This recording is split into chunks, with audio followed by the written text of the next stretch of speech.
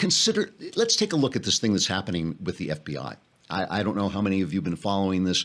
They just released the text messages from 2016 from Peter Strzok. He's this guy who was the Zelig of these investigations. He was in the Clinton email investigation. He was demoted from Mueller's team or Mueller's team or whatever it is for the look into Trump's Russia connections, which are non-existent. So these are text messages between Peter Strzok and the FBI lawyer, Lisa Page, that he was having an affair with. And that's the first thing I would like to know. Like, why do these guys have so much time to commit adultery? Aren't they supposed to be investigating things? Doesn't investigating things take up your time? Like, when were they adulterating? When were they doing this stuff? All right. So these emails are funny, by the way, if you read them in from my perspective. And what it really looks like is that Strzok was kind of a moderate to liberal Republican, and Lisa Page was an ardent Democrat. And to please her, he keeps going further and further to the left, and he keeps saying terrible, terrible things about Donald Trump. And he's saying F Donald Trump, and Donald Trump is an idiot. I can't believe anybody would vote for Donald Trump. So the media, and this is talking about misinformation, the media is promoting those emails. It's talking about those emails. When I say the media, I mean CNN, I mean the networks. They're promoting those emails, and then they're saying what is quite true is that everybody has political opinions. Everybody can get a little rowdy and express their political opinions with dirty words, never mind. Doesn't mean he can't investigate properly. They're not reporting on the network evening news. They have completely blacked out the following emails, okay? These are texts. I'm sorry, not emails. These are texts where Strzok says to Lisa Page, he says, I want to believe the path you threw out for consideration in Andy's office. Okay. And this is, what's his name? Andrew McCabe, whose wife, remember, received all those, it was a Democrat candidate for state Senate in, I think, Virginia, and she received all these donations from the Clintons. So he had that conflict of interest. He says, I want to believe the path you threw out for consideration in Andy's office, that there's no way Trump gets elected.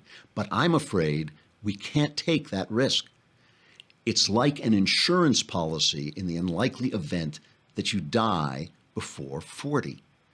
Now, what is like that? What's the insurance? He's saying that in this meeting at Andrew McCabe's office, right, he was the deputy FBI director, Lisa Page put forward a scenario that Trump could never get elected. And he said, I want to believe that. I want to believe in that, but I can't. We can't take that risk.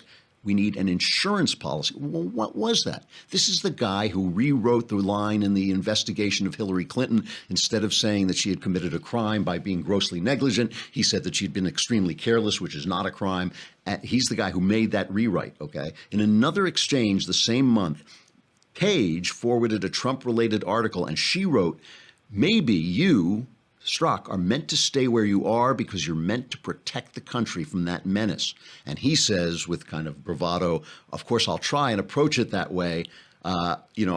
He says, of course, I'll try and approach it that way. So what's he doing? So here, listen to Jim Jordan. They had Rod Rosenstein from the Justice Department, right? And he's the guy, because Jeff Sessions recused himself, he's the guy who's in charge of the Russia investigation. And Jim Jordan goes after Rod Rosenstein, as he's been doing.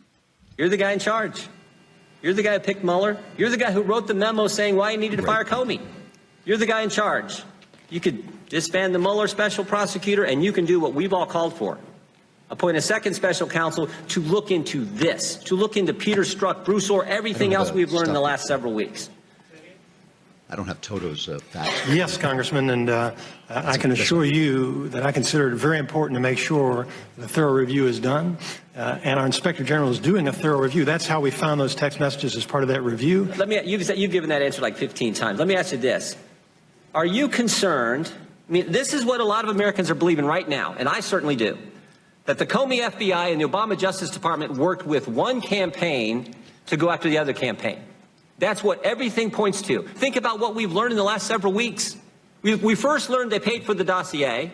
Then we learned about Peter Strzok. And last week we learned about Bruce Orr and his wife, Nellie. I mean, this is unbelievable. So what's it going to take to get a second special counsel to answer these questions and find out, was Peter Strzok really up to what I think he was? I think it's important to understand, Congressman, we have an Inspector General who has 500 employees and a $100 million budget. And this is what he does. He investigates allegations of misconduct involving department employees. That review that he is conducting is what turned up those text messages. It will also involve interviews of those persons and of other witnesses. See, this is nonsense. The FBI answers to Congress. The Inspector General, it's great that the Inspector General is doing an investigation, but that's no reason for him to stonewall a congressman. The Congress are your elected officials sent there to go after these guys like people who are not elected to do oversight on them. There's no excuse for saying the Inspector General is investigating this, so I can't speak to Congress. That's absurd.